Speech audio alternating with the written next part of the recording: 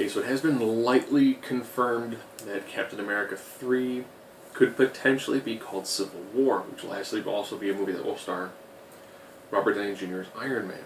Of course, it led to speculation that Marvel has lightly been in talks with Sony about trying to borrow Spider-Man. Would Spider-Man help in the Civil War? Sure.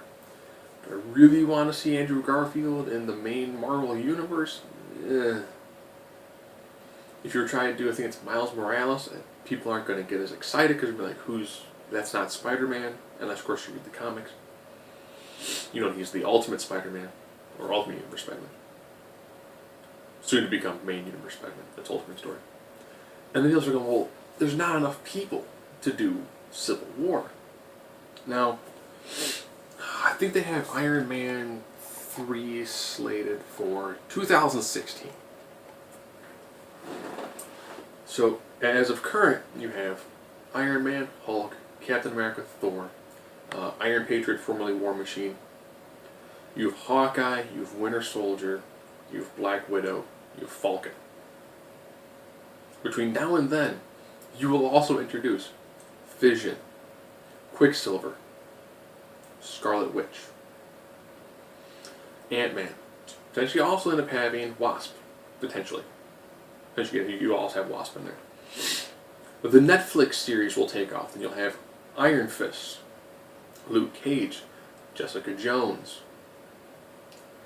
Daredevil, potentially also the Punisher. You know, out of any of these movies, they could potentially also throw in some other, slight minor characters. Based off the TV show, you also have Deathlock. So that makes 20 superheroes. People who would classify under the term superhero. You can pretty easily go through that list, pick about 10,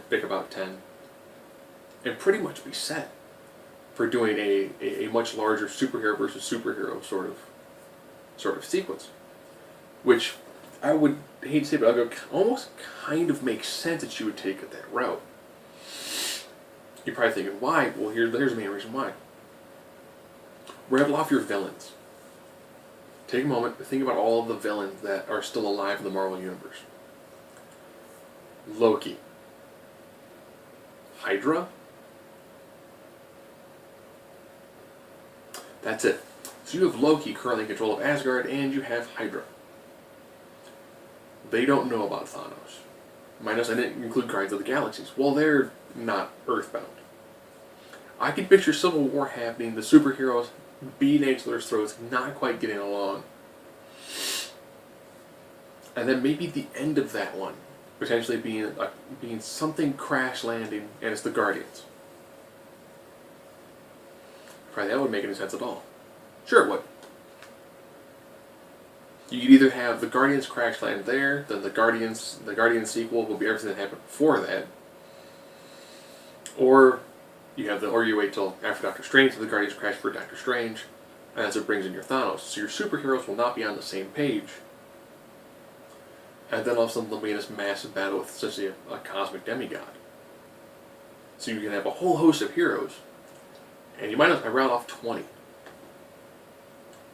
Lots of their contracts are starting to come up. You don't need all those characters in that film. Marvel's been smart, they've built in backups. Well, what if you don't have Captain America Steve Rogers?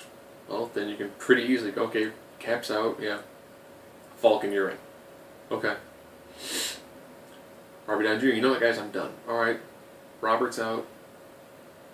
Don, you're in. Okay. If Marvel goes, you know what, I just don't really feel like being Hulk anymore. Alright, I'm going to put Hulk on shit, shoot you off into space. You can come back for a later movie. They've got a lot of options. Do I think it makes sense for them to try to contact Sony to try to bring in Spider-Man?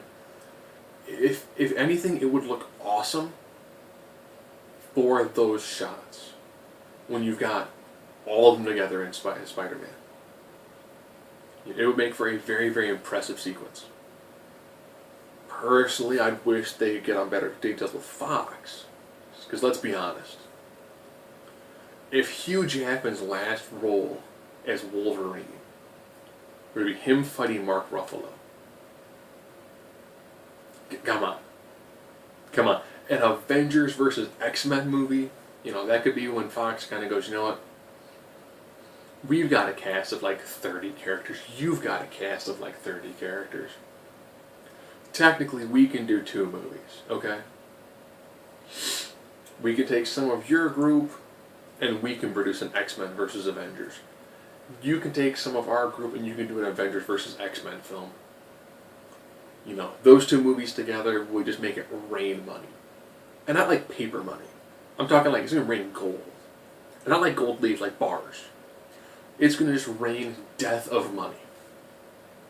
But if Captain America 3 does end up being a civil war, by that time, man, they're going to have more than enough people to make it kind of work. And to show a nice deep division within the superhero community.